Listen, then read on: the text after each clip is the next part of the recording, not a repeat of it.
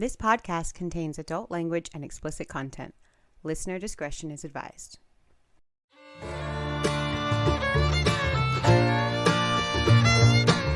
Hi, I'm Grant. And I'm Erica. And this is From Crime to Crime.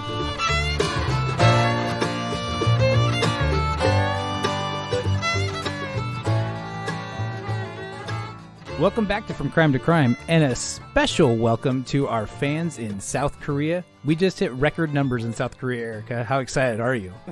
I'm pretty excited. Yeah, me too. We're international. We've been international for a while, but like I said, our fan base is growing in South Korea, so thank you, South Korea, for tuning in. I don't count it as international if it's like just a couple, I feel like, that's got to be some kind of like VPN thing where they're like projecting their IP address to a different country. Yeah. But when we have a lot from a country, it's like, we're killing it. Yeah, we obviously have mostly international fan bases in English-speaking or predominantly English-speaking countries, but right. South Korea, coming up strong. Yeah. Excited. Yeah. So, are you excited about our case tonight? I am. Oh, I just had a little mini heart attack because why? Because I forgot what the case was today, and then I remembered I'm not supposed to know what the case is tonight. Oh, yeah. You panicked. You were like, oh, shit. I forgot to read the notes. I tell you all the time that I hear these stories all the time and I forget them. This one I really forgot because this isn't the one I've been researching for our next case. Yep. So we decided to do things a little different tonight, and I am going to tell Grant a story that I don't think he's heard. And as you all know, even if he's heard it, he probably doesn't remember it. So... Very true. Very true. Yep. I'm excited. I'm excited for you to tell me the story completely because this is kind of how our friendship in true crime got started. You were telling me all these stories and I was just listening like, oh man, this is great. Yep. So this is kind of back to basics. But then you were like, let's make a true crime podcast. And I was like, yeah, but you can't just be an idiot and sit there. No, I like true crime anyway. So I was looking at documentaries, listening to podcasts. I'm a crime junkie myself. But but you're right. It was like you would tell me all these stories and I'd be like, man, what's going on with this? And then I was like, you're funny, Erica. Let's start a podcast. Yep. So do you want to hear what we're going to talk about? Yeah, absolutely. I've been looking forward to this all week. So we're going to talk about the EASTBURN family murders. Does that sound familiar to you? No, but you're hitting it pretty good. I love murders. Okay. So, and this one sounds like it's got a lot of twists and turns. I hate when you say it like that. It sounds so bad. I love murders. Well, I love the murder story and because it's tied into the psychology part, and that's the part I really, really enjoy. But so that's why I say I love the murders. I don't love the act, but I love what goes into them. All right. Well, let's get started. All right. Gary EASTBURN was a captain in the United States Air Force, and he married a lady named Catherine in 1975, and Gary and Katie go on to have 3 daughters over the next couple of years. Kara, who's 5, Erin, who's 3, and Jana, who is almost 2. So you got that? Yeah, that's a lot of kids. So, yeah, that is a lot of kids. So Gary and his family were stationed at Pope Air Force Base in Fayetteville, North Carolina, where he was the chief of air traffic control, which sounds pretty awesome. Yeah, it does. It sounds pretty awesome and pretty high paying. I like both those things. Yeah, it sounds like Gary's really got his shit together here. So in May of 1985, though, he was 9 weeks into a 10-week training course in Alabama. He was sent from North Carolina to Squadron Officer School in Alabama, and he decided not to take his family with him because it was only 10 weeks. And for people who aren't in the military, 10 weeks away from your spouse sounds like a long time. But for people in the military, that's not long enough to pick up all your stuff and move. Yeah, that would make sense to pick up and move for sure. No. So they decided to stay, especially because they were getting ready for a huge move. They were looking into Gary taking a liaison job in England. And They were really, really getting geared up for this big move across the pond. So... Was that your British accent? No. Did I do an accent? You did something. Give me your best British accent. Oh. Say across the pond. I can't do a British accent. That definitely wasn't a British accent. Maybe back in the day when I was listening to a lot of Spice Girls, I probably could have done a little more, but Oh yeah, I'm sure you were right on. yeah. Not that I don't listen to Spice Girls now, but just not as much as I did like 27 years ago. I don't know if that's true, but What? I don't know if that's true exactly, but Why? you still listen to a lot of Spice Girls. There's a lot of Spice Girls that plays at your house. Yeah, no, but not as much as there was when I was 12. Okay, well, that's a lot of Spice Girls. Yeah. So, because they're going on this move to England, Katie was making preparations for rehoming their family dog. Oh. I've heard a couple of differing things about this, but one of the most common things that I've heard is that the dog was older and they didn't think that she would survive the quarantine that it required to move across the country, to a different country. Because I guess when you move a dog to England, you have to have them in quarantine for like a month. And oh, man. yeah, they didn't think that the dog was going to do super good with that. So they were trying to rehome their family dog, which sucks big time. That does suck, but it actually kind of makes sense, like in this situation. Yeah. So she had posted an ad in the local paper and she was asking $10 just to kind of like keep the weirdos that just want a free dog away. So, well, because people just get free dogs and then they do weird things to them and it's really sad. I agree. I forgot about that. But yeah, so she posted an ad for $10 for this dog. And on May 7th, 1985, a 27-year-old U.S. Army sergeant named Timothy Hennis answered the ad. Now, he came to the EASTBURN home around 9 p.m. on Tuesday, May 7th, and he met Katie and played with the dog for a little bit and then decided to take Dixie home to see how she would do with his other dog. 9 p.m., like, that seems really late to do something like this. Did he have a late job or, like, what was going on? Because yeah, I don't think I would meet somebody at 9 p.m. Yeah. Well, first of all, now we know about Craigslist killers, so no, you wouldn't be meeting somebody at your home anyway. But actually, I was going to meet somebody at their home once for a house sitting thing I was doing off the internet, and they asked me to meet them at like 9 or 10 or something. No, I think it was 9. And then like they pushed it back. Hey, can you meet us at 11? And I was like, no, absolutely not. I was not even comfortable meeting you at 9. So absolutely. And I never talked to them again. Yeah. You're like, no, 11 p.m. is when you murder people. Absolutely not. Right. Definitely. No, I think that there might be two reasons for this. One could have been he was an Army sergeant and he had, random hours or whatever. But the other thing that I was thinking of is Katie had 3 daughters under the age of 5 and she was trying to get rid of the family dog. Like maybe she made it for 9 o'clock so that the girls were in bed and she didn't have to deal with them having to say bye to their dog. Yeah. Okay.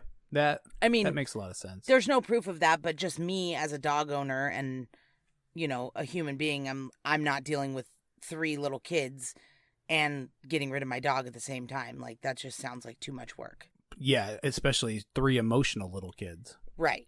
So because Captain EASTBURN was in Alabama for training, and this was before cell phones and all that shit, so him and Katie wrote letters to each other, and they had a routine phone call every Thursday night he would call from the base. So Thursday, May 9th, he called, and there was no answer. And he was like, that's kind of weird. Like, this is his 9th or 10th week in this training course, and she's never missed a call.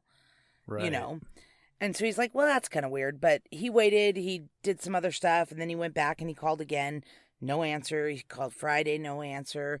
He finally called the police, who knocked on the door, did a welfare check, which they didn't because they just knocked on the door. And when nobody answered, they left their card and left. And he didn't know what to do. So he just kept calling, and he called Saturday. And he was really kind of freaking out. And by Sunday, which was Mother's Day, May 12th, the neighbors across the street noticed that the newspapers in the EASTBURN's driveway were stacking up. And they were like, that's kind of weird. They didn't say anything about them going out of town or anything, Yeah. And Katie's car was in the driveway. So they were like, eh. So the neighbor, Bob, went over and knocked on the door, and there was no answer, but he heard a baby crying. And he was like, well, that's not good. Yeah. So him and his wife called the police and the EASTBURN's babysitter, Julie. And Julie got there, and when she got there, she said that she hadn't heard from the EASTBURN family since Wednesday. Oh, man. They could hear baby Jana crying, And so they went around and they saw her crying in her crib through a window. So the police officer was like, well, I don't know what else to do. So he cut the screen and went in. Yeah. Yeah. So the police officer could tell immediately something was wrong because the baby was not in good shape. She was filthy. Her teeth were like black. Oh. She obviously hadn't been changed in days. Like she was obviously in that crib for a long time. Oh, she man. hadn't had anything to eat or drink. So he grabbed her right away, passed her through the window to the neighbor who handed her to his wife. And his wife ran across the street, cleaned her up. She put her in like a clean t-shirt and a clean diaper and everything. And she tried to give her some milk. And she said that she just like started downing the milk so fast and then she immediately threw it up. Oh, yeah. And they were like, oh, this is bad. So they called an ambulance, took her to the hospital, and the doctors would later determine that she was like hours from death. Oh, my gosh. That she'd likely been in her crib for 3 or 4 days with no food or water. Wow. She was super dehydrated and malnourished, and it was bad. Ugh. She was almost dead. Okay, so what happened next? So back at the EASTBURN house, the police officer knew right away when he went in and grabbed the baby that something was really wrong based on like the odor that hit him when he climbed through the window. Yeah. So after he handed Jana to the neighbors, he went down the hallway to the master bedroom where he found the body of Katie EASTBURN in her bedroom. She'd been raped and stabbed 15 times. Oh, jeez. Yeah. So Ugh. not good. No.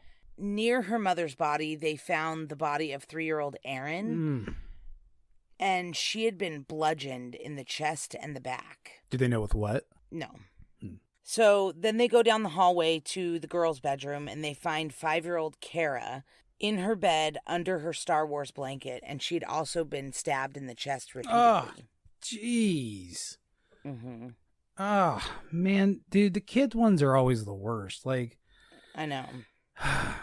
And this one's bad. So the mother, the 5-year-old, the 3-year-old, and then the almost 2-year-old almost didn't make it through this, even though she was unharmed by whoever harmed her mom and sister.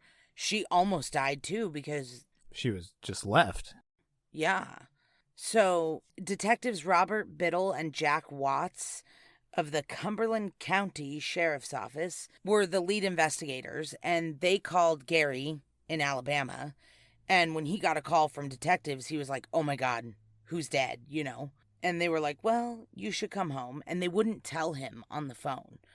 So he had to get on a plane and make a 2.5-hour flight back home to North Carolina before he would find out that his wife and his children were murdered. So that's horrible. Yeah, that's really rough. Yeah, so of course he's kind of like suspect number 1 because it's always the husband, but they pretty much cleared him right away because he was so far away and there was no signs of trouble in the marriage or anything like that. Like, it was pretty obvious that Gary EASTBURN didn't do this. So what about the dog? Was the dog still there? No. The dog was gone too, or the dog was dead? No, the dog was gone. Remember, Tim Hennis had come and picked up the dog on Tuesday night. Oh, they actually made the transaction? Yeah, when he came to the house at 9 p.m., he played with the dog and everything, and then when he was done, he took the dog home with him. Oh, okay. Cool. And he wanted to take the dog home for a few days to see if it would do good with his dog. Oh, that's right. Okay, I remember that now. Yeah. So, dog's gone. That's no big deal.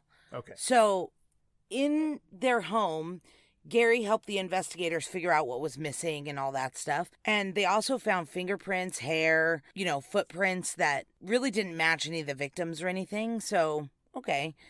They did a luminol test of the walls in the master bathroom, and it showed that somebody tried to, clean up the crime scene, which means somebody was there for a long time. Yeah, well, yeah, I mean, they had the time. Yeah.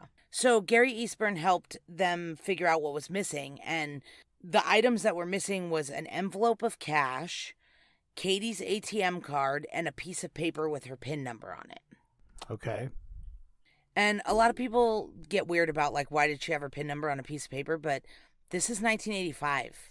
I don't know when ATMs were invented, but I feel like it wasn't that long before this. I feel like you're right. It probably wasn't, but I mean, was it still a 4-digit PIN? I don't know, but I feel like that might be why the PIN was. But you also have to remember when ATM cards came out, they weren't debit cards. They were just to get cash out of the ATM. Right. So it wasn't like you were using them all day long and putting your PIN in all the time. Like, you would only use them every once in a while. Okay. All right. You talked me into it. So I'm going to give her a pass on writing her PIN in her wallet. Yeah, you talked me into it. The whole point of this. Well, because a lot of people are like, what the? And I'm like, yeah. My dad has a thing in his wallet that has every username and password for everything that he has. Oh, man. We got to give him the From Crime to Crime passwords and usernames, too, so we can put him down as a backup. It's written so tiny, and it's so many things. Like, and he just adds to it. Every time he makes a new username or password, he just adds to it. Dave, give me a call. We'll give you the passwords to our Instagram and email. I was going to say, but he's never locked out of his shit. Right. And See? we always are, so. Well, then. Yep. He's our new security man. Yep. So on the first night of the investigation, a guy named Patrick Cohn approached investigators, and he was like in the neighborhood, and he told them that he had witnessed a tall white guy dressed in blue jeans, a black knit cap, and a black members only jacket. Very 85. Yeah, and he said that he witnessed this guy leaving the EASTBURN's driveway carrying a garbage bag super early on May 10th, which would have been Friday morning. And he means super early, like 3 a.m. That's super early, yeah. Yeah, so according to him, the man got in a white Chevy Chevette and left. And based on his account, they created this timeline where they think the EASTBURNs had been murdered between 8 p.m.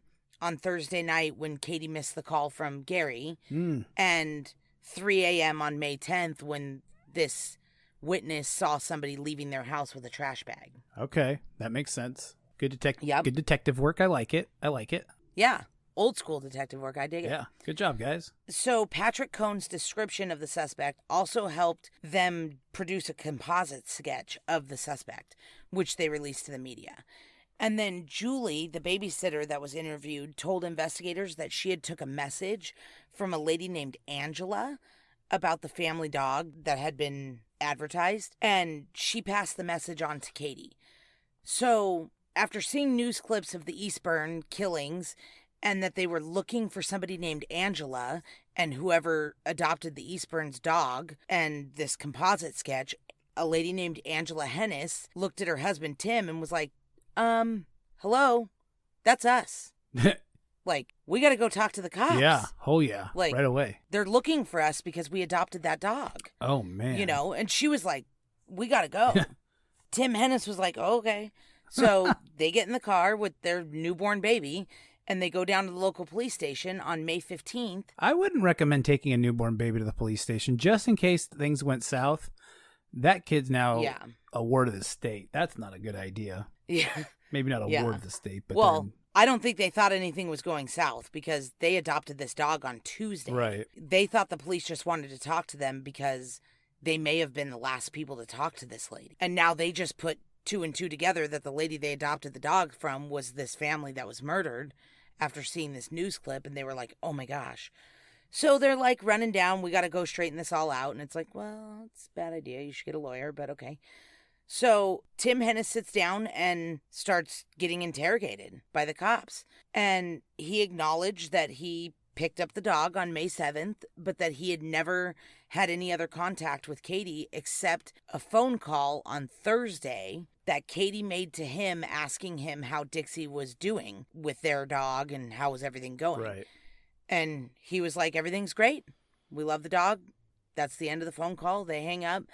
And according to Hennis, after that, he drove his wife and daughter to his in-laws' house, which was like 90 miles away, on Thursday night. And I've heard different reasons why he did this, that they were going to visit for the weekend because it was Mother's Day, and that they were going early because he had duty. And a lot of people are like, just because he had to work on Friday doesn't mean his wife should be going out of town without him. But I will tell you, if he had duty, it could have been a 24-hour shift. Like, there's all kinds of stuff that it could have been. Yeah. A 24-hour shift? That sucks. Oh, yeah. Duty is, it could be, they don't have to follow rules. Oh. They're the military. Yeah, apparently. So, anyway, this is where he said he was. He says he was driving his wife 90 miles away, and then he came home, and that was it. But he looked exactly like the composite sketch that Patrick Cohn had put together. Oh, really? Right. He is very distinct looking. He's like super tall. He's like 6'4" or something. And he's blonde hair with a creepy ass mustache and a big nose. Like, he's very distinct looking. And he looked just like the composite sketch. Huh. So the cops were like tuning in real quickly to this guy. Oh, yeah. But he was cooperative. And he provided hair samples, saliva, blood, everything they asked for, fingerprints, palm prints. He was like, take it all. I didn't do this. It's fine. It ain't me, girl. Yeah. So after they let Hennis go home with his wife and their baby, they put together a photo lineup and they showed it to Patrick Cohn, the eyewitness, and he identified Hennis. And he was like, that's the guy. That's the guy I saw. And so they were like, oh, shit. So, of course, they go back and they arrest Hennis that very night, May 15th. Yeah, that makes sense. So, Good, still police work. So I like 3 it. days after the body was found, they already have somebody in custody. Watson Biddle had other witnesses and evidence, though. It wasn't just Patrick Cohn. They determined that Katie's stolen ATM card had been used twice, once on the night of May 10th and once on the morning of May 11th. Mm-hmm. And the two transactions together totaled $300, which was the exact amount that Tim Hennis was late on his rent. Oh. Uh-huh. Which was then paid on the 11th. Whoa. Okay, Tim. Yeah, it's not looking good. Yeah, it's not looking good at all. And he also had prior issues with writing bad checks and being late on his rent, stuff like he wasn't good with money, obviously. Man, if this ends up not being this guy, this is going to be the biggest turn of events, I think, in From Crime to Crime history. Okay, well. Oh, hell yeah. I'm so excited. So another witness that the investigators came up with was the lady who had used the ATM after Katie EASTBURN's card was used on the morning of May 11th. And she told investigators that she'd witnessed a blonde man matching Hennis's description driving a white car as the one that used the ATM card in front of her. Okay. All right. So sounds like we got this guy dead to rights. Yeah, it's getting pretty bad. Yeah. Although this is all circumstantial, but it's not looking good. I mean, it is circumstantial, but it is also... It's adding up. Yeah. So Hennis's alibi that he had come home on the night of May 9th after dropping his family at his in-laws fell apart pretty quickly when his ex-girlfriend Nancy Mazer told investigators that he had stopped by her house that night and tried to get her to sleep with him because her husband was on deployment. Oh, top-notch individual. So this is looking more and more like... Yeah. And she said they visited for a while, but she turned him down and he left. So that's not good because he didn't tell the cops about that at all. Also, it was found that he had dropped his black members-only jacket at the dry cleaner on the morning of May 10th. Convenient. Mm-hmm. Do you really have to dry clean those things? I was going to say, actually very inconvenient. Like, I don't buy anything that's dry clean only. And if I do, I wear it one time and then it hangs in my closet for the rest of its life because I'm not going to a dry cleaner. I have like 3 suits, but I wear one of them most often. And I need to get this one cleaned because it's starting to look like the Borat suit. I don't know what that is. Oh, well, okay. I know. You hate me because I don't watch things. I'm sorry. I don't care. I don't watch a lot of things, but you watch even less things. Yeah, well, I watch strictly true crime stuff. So, okay, and baseball. So, neither one of them are helping me in pop culture. So, That's anyway. true. And then one of the neighbors of the Hennises had an eyewitness account that they said that they saw Tim Hennis burning items in a barrel on the morning of May 11th, which was not a usual thing that he did. It wasn't like, oh, Tim's burning shit again. It was like, what is he doing? Like, that's not normal. Huh. Okay. So, all right. It was abnormal enough that it stuck out to them to call on it. Sure. Yeah. This dude just killed people. So it makes sense he's, doing weird stuff and stole their money and yeah. Yeah. So he's screwed. Yeah, he's acting real suspicious. Yep. So his first trial in Cumberland County starts in the summer of 1986. And before he started trial, for some reason, I don't know why, the prosecution offered him a plea bargain that if he pled to 2 counts of second-degree murder, that he would get 2 consecutive life sentences. instead of the death penalty, because this is North Carolina. So he took it. No, he said no thank you, ma'am. Did he admit to being guilty? Nope. They Okay. offered him a plea bargain, and he said no thank you. Okay. I'm going to take it to trial. And they were like, well, good luck with that, dude. Yeah. So during the trial, the prosecutor and his team put together the theory that Hennis had taken advantage of the fact that his wife was out of town visiting her parents with their newborn daughter, and he tried his luck with the ex-girlfriend, and when she turned him down, he, knowing that Gary Eastburn was out of town, went to the Eastburns and tried to hit on Katie, and when she turned him down, he raped and murdered her and her 2 children because they were witnesses. This is the prosecution's theory. Right. Which, I mean, pretty good theory. Yeah. I'm buying it. Yeah.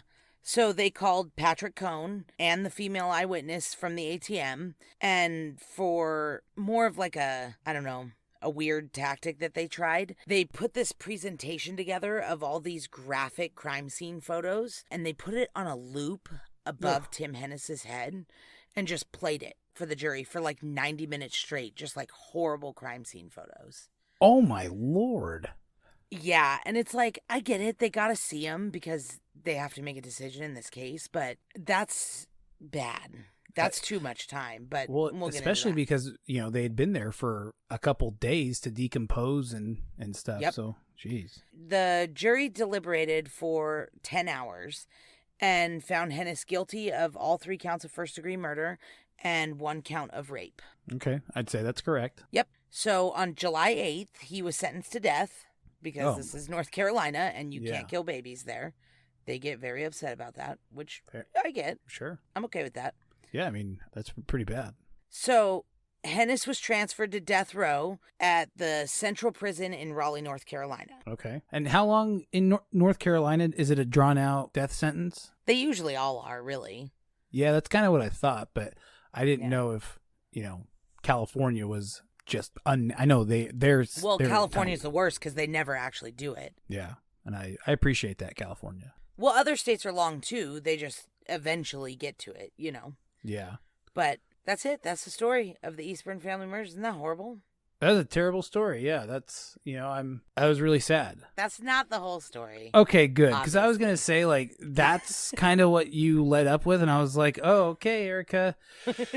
Cool. Great So- story. So, all right. So, okay. So there's more, which Yes. probably means there's a twist. There is a twist. Let's twist and shout. So Tim Hennis is in prison in Raleigh, and he receives a letter. And the letter reads, "Dear Mr. Hennis, I did the crime. I murdered the Eastburns. Sorry you're doing the time. I'll be safely out of North Carolina when you read this. Thanks, Mr. X." Oh, my God. So this anonymous letter was postmarked July 8th, which was the date he was sentenced to death. Ugh. And they also sent a copy to the sheriff's office. And same thing that said to him? The exact same thing? Yeah, it was just like the exact same thing. Yeah. Okay. So that's kind of crazy, huh? Yeah, that's super crazy. Yeah.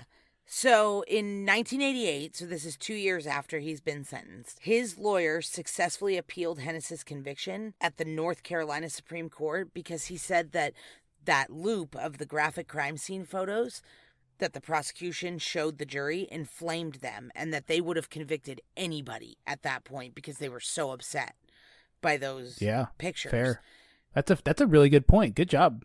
That's a really good point. Yeah, so the judges were like, well, we're not just going to let him out, but they did rule that he deserved a new trial because of this. Now, how come they took this so seriously and didn't think it was just some kind of false confession that, we hear about sometimes? Like, Well, they didn't take the note seriously. The note was just something I wanted to tell you about that was just kind of weird.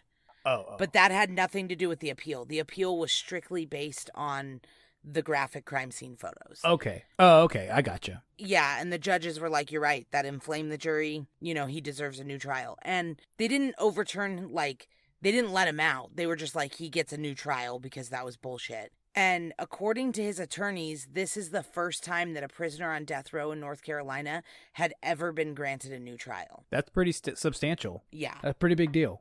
Yep.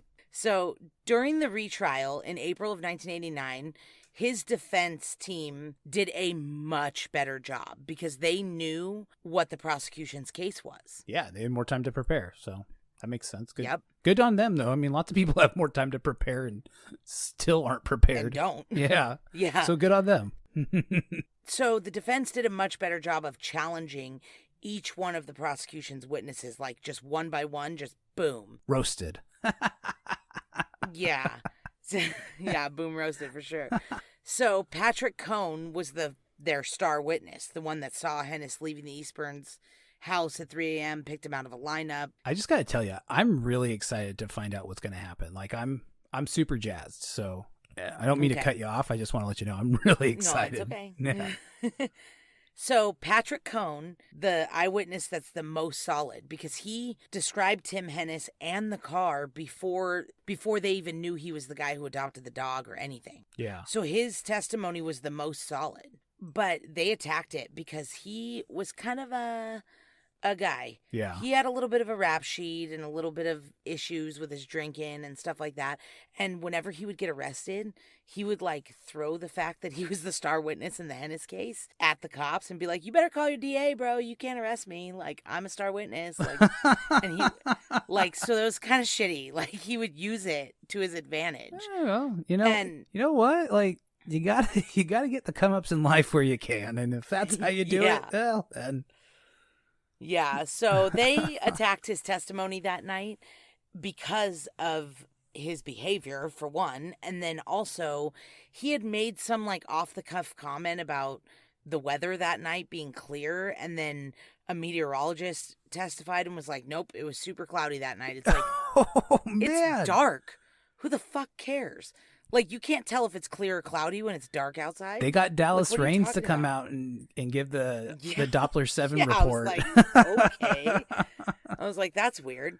But then they also did do a good job about, cross-racial eyewitness testimony, which is like very unreliable. Eyewitness testimony is like pretty unreliable anyway. And then when you are eyewitnessing, I don't know. Did you call it cross-racial? Yeah.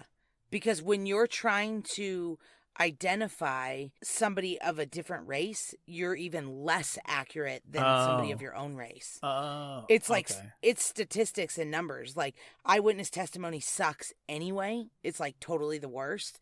But then cross-racial eyewitness testimony is even less accurate than that. And Patrick Cohn is black and Tim Hennis is white. So they did a good job of really cutting Patrick Cohn's testimony, pretty much rendering it useless, Yeah, okay. So his lawyers also figured out that the prosecution's female witness who had seen Hennis use the ATM machine before her on the morning of March 11th, they pointed out that she initially had said that she didn't see anybody and then changed her story over time. And it was discovered that she didn't even describe Tim Hennis until after he had already been arrested and was all over the news and everything. Oh.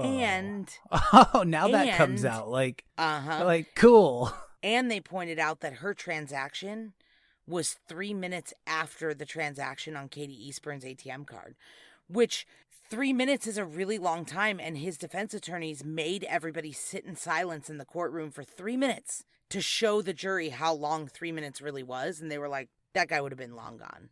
Like, who would stand at an ATM for 3 minutes after they were done with their transaction? That's a long time. Yeah, that is a long time. Like, most people stand there for 1 second, grab their receipt, throw their receipt in the trash can, and walk away. Yeah, because we're afraid we're going to get mugged. Or this was the 80s, so they probably kept their receipt and put it in their wallet or whatever, but... No, don't you, get all sketched out when you're at the ATM, and kind of, use those mirrors on each side? Because you never know. Someone might come up, and then you have to, fight them like you're a Ninja Turtle.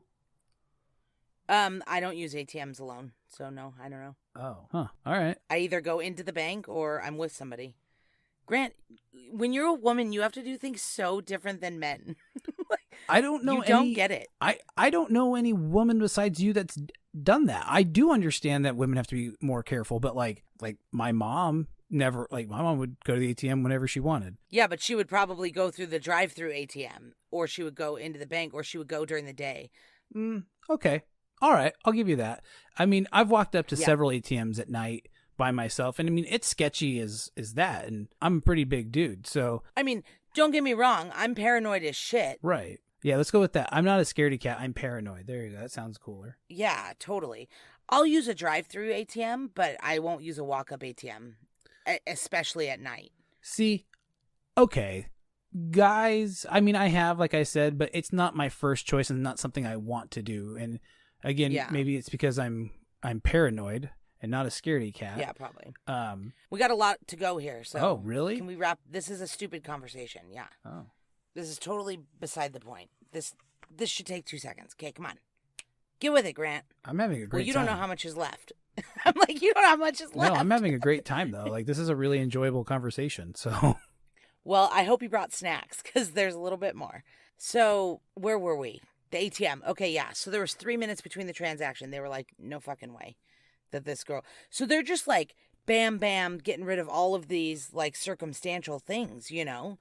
So they also had 2 new defense witnesses. One was a newspaper delivery lady who claimed that she saw a long-haired short man driving a light-colored van on the morning of the murders. But, like, that's a completely different description. Right. And they found a local teenager that named John. A local youth.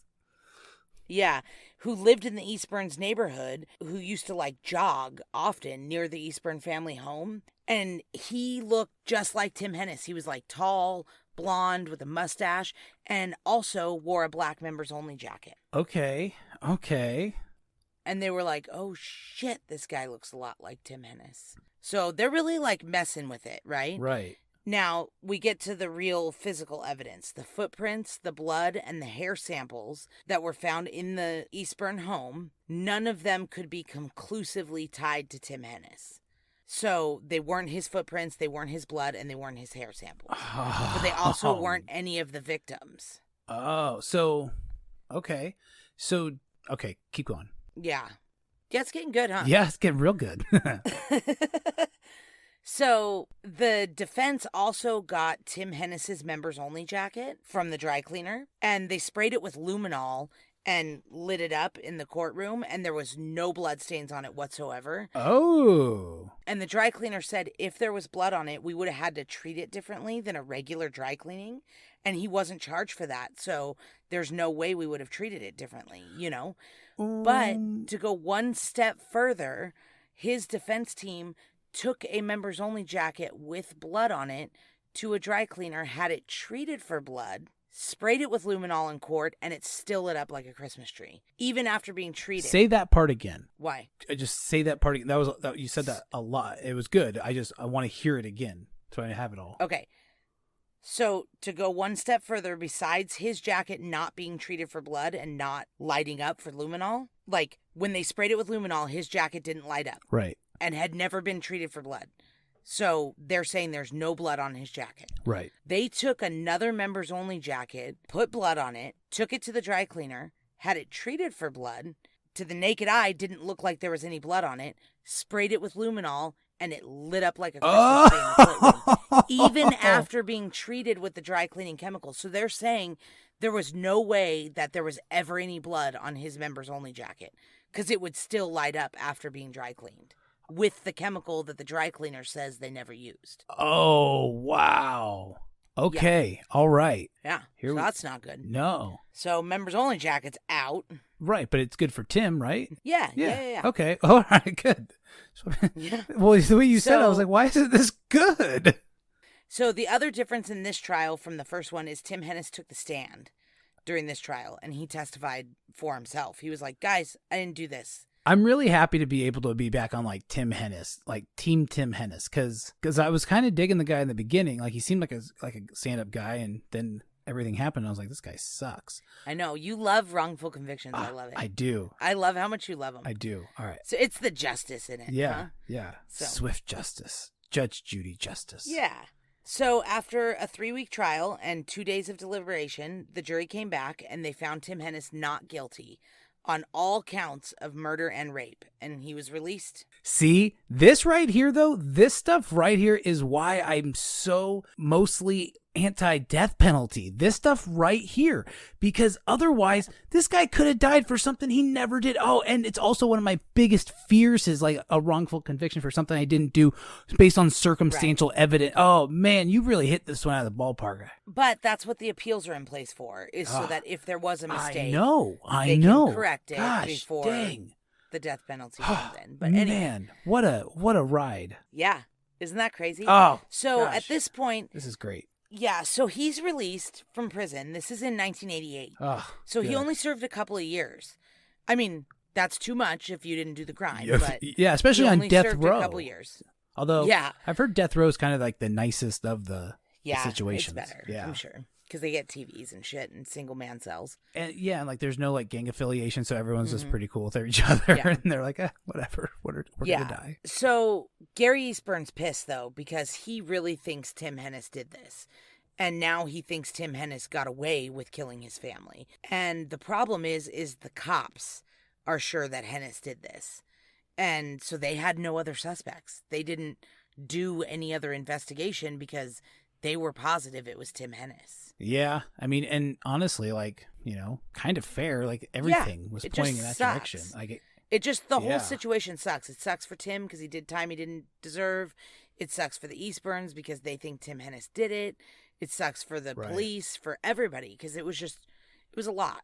So Gary Eastburn, at this point, he's like, I'm sure out of his mind. And he's like, I just got to get away with this, or I just got to get out of here, So he ends up going to England. Him and his surviving daughter, Jana, finally moved to England, and he takes that job with the Royal Air Force and all that. And he meets a woman in England, and she's a nurse, and they get married in 1991. And after he retired from the U.S. Air Force, he worked overseas for a couple years, and then he moved back to the United States, and he settled down in the state of Washington with his wife and Jana, who's obviously now an adult. Right. So that's what happened with the Eastburns. So he ended up getting remarried, which is good.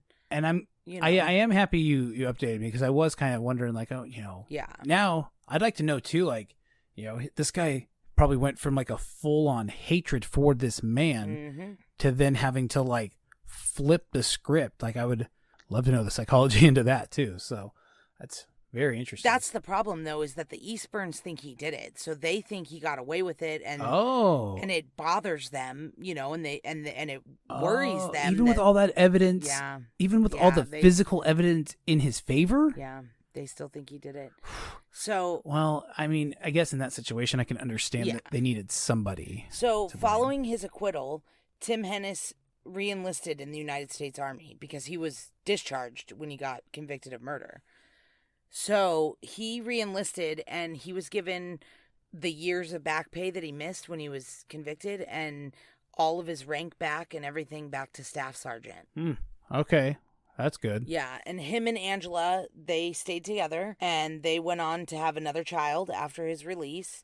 And wow. And he served in Iraq during Desert Storm and in Somalia. So he received a bunch of awards and accolades when he was in the service.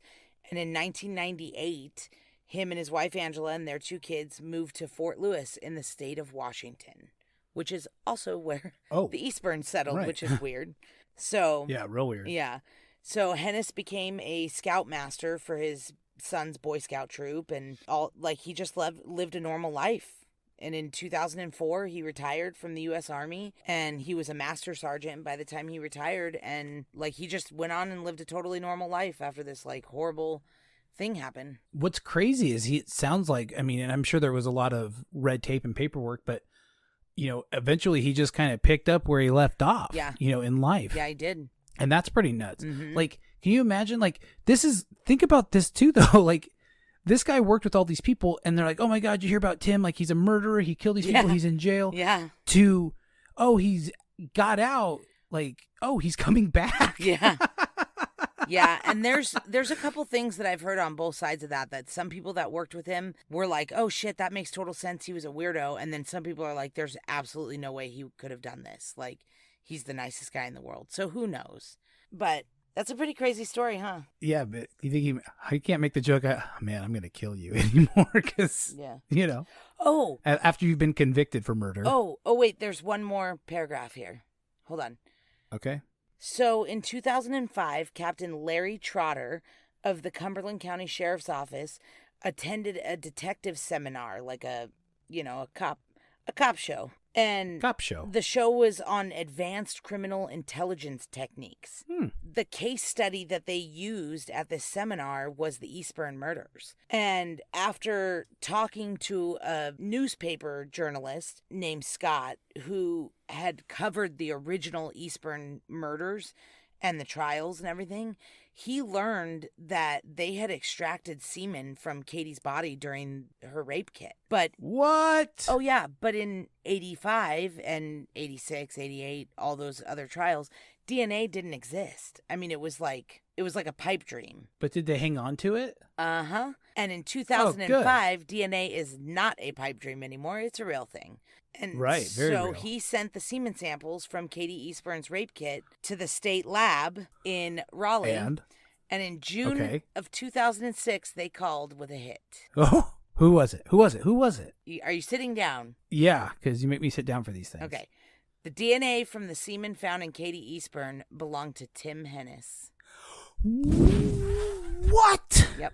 They had the right guy all along. What? Yep. Yeah. What? They had the right guy from the start. Gary Eastburn was right. He killed his wife. Oh, my God. Yep. So they had the right guy, and now he's been out and about in the free world for 2 decades, just getting to live his life, hang out with his kids, be with his wife. I was on Team Tim again. Yeah. I told you this story was going to take turns. Oh, my God. This is the craziest story I think we've ever covered, and I totally understand why you didn't let me have anything to do with this episode because I would have monopolized it. Yeah, you'd have been crazy, though. Oh, my gosh. So now what do? I mean, they've tried him, convicted him, then he got a retrial and acquitted him. They can't retry him. Right, that's double jeopardy. Mm-hmm. Oh, my gosh. Yeah. Oh, so my now we're gosh. just fucked. Now he's just like, woo. He could just be like, hey, it's me. Yeah. I did it. Except the only thing... What the hell? The only thing that helped in this case was the fact that he re-entered the U.S. Army after he was let out of prison. Remember I told you he went back to the U.S. Army? Yeah. Apparently in the Army, which some people don't know this, and it's rarely used. Like, they don't use it very often. But even after you're retired, you can be recalled. Like, they can call you up and say, hey, report back to duty. Oh, really? But they don't ever do it. Just like, that's what do they want a bunch of old guys for? You know, they don't ever do it. Yeah. So on September 26, 2006, Hennis was recalled to military duty and returned to Fort Bragg. Then they just knocked on his door and they said, hey, put your uniform on. You got to come back to work. And he's like, excuse me, why? Like, I'm retired. Everything's good. I'm out of here. And they were like, nope.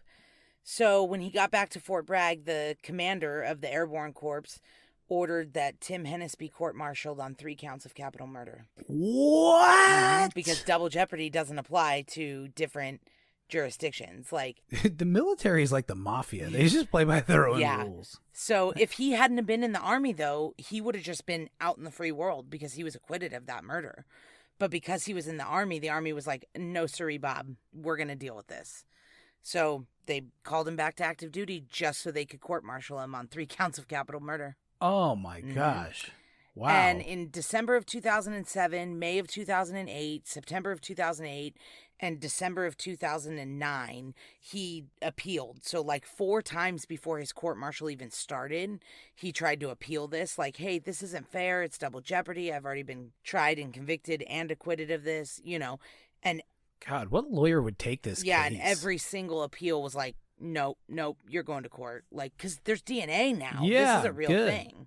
Yeah. Like, yeah. So his court-martial at Fort Bragg began on St. Patrick's Day of 2010, and it lasted for 3 weeks. Colonel Patrick Parrish presided over the court-martial proceedings, and a jury panel of 14 military officers was convened. So during the trial, the prosecution focused on the DNA evidence because that was the only new thing they had. Right. And they still used the eyewitness accounts to like corroborate and just make their case stronger. And Hennis's defense team argued the same shit they did in trial too, because obviously it worked.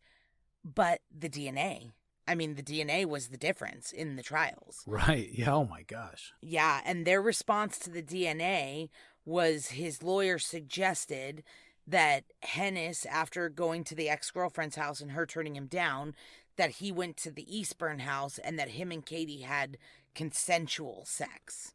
And then he left and then she was murdered after. And his lawyer suggested that this is like super common. Every time military men leave town, their wives just whore around with everybody. And this panel of 14 military men that were the jury, they were like, did this bitch just call my wife a hoe? Like, what? Like, they did not like that at all, which is understandable. Yeah. And you're literally calling a murder victim. Like, you're literally saying she was cheating on her husband just because he was at it. Like, and there was no evidence that that was even a question.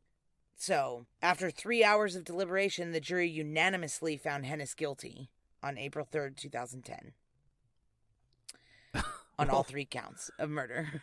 Fantastic. Yeah. So, on April 15th, 2010, the jury panel came back and recommended that Hennis be sentenced to death. I was just going to ask if the military could sentence death. Mm-hmm. Oh, yes. Firing squad? There's only 4, I think only like 4 or 5 people on military death row, but Tim Hennis is one of them. He was demoted to Private E1, which is like the lowest rank in the military. And then he was stripped of all of his pay and all that stuff and dishonorably discharged from the U.S. Army as an E1. Oh, my gosh. So now he's incarcerated at Fort Leavenworth in Kansas, which is where the military death row is. And he's still there today. He's appealed a shitload of times in the last 11 years and denied every single time, all the way up to the Supreme Court just issued a ruling in January of this year on one of his appeals that they denied. Wow. So, one of the best ones that I've heard, too, is the lab that tested the DNA in this trial had some issues with, like, a specific person who worked there, like, wrote reports leaning towards one way or the other when it should have been more, like, about science, you know? Yeah. And so it really had some, like, sketchy connotations that the lab was untrustworthy. And so one of his appeals was based on the fact that that lab had some black marks on their history. And the judge was like, yeah, but you didn't say that in the trial. You said he had sex with her.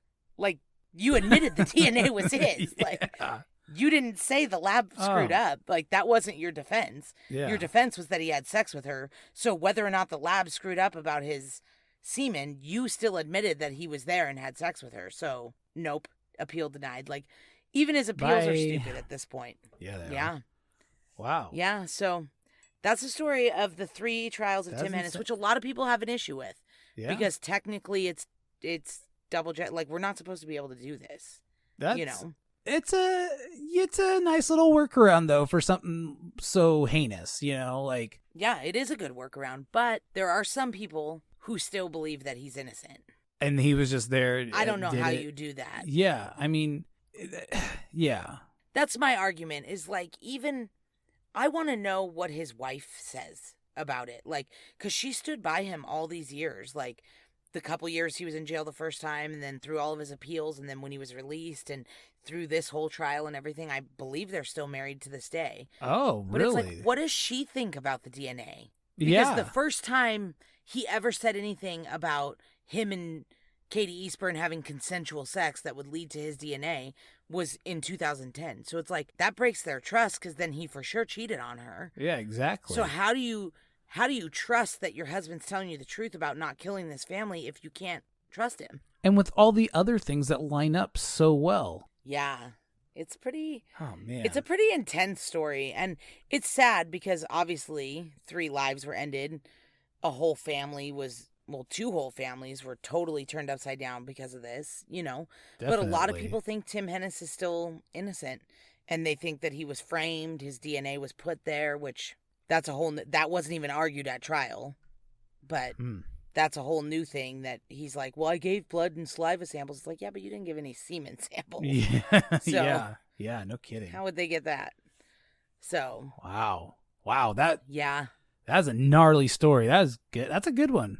Good. Very Yeah. good on you. You definitely, I feel like that was like a gift. Like I went up and down and side to side with all of that stuff. So thank you I know. for I for loved that. how Team Tim Hennis you were for a while. And I was like, oh, he's going to fucking backtrack so hard.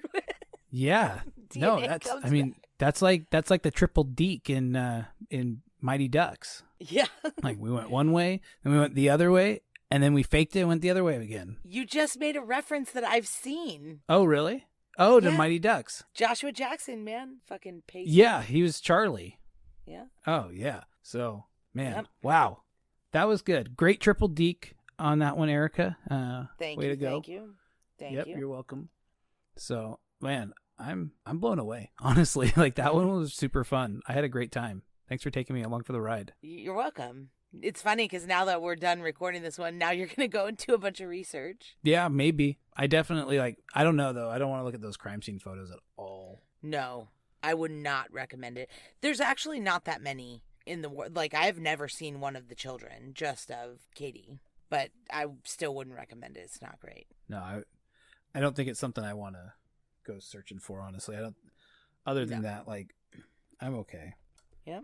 Well, fantastic. Yeah.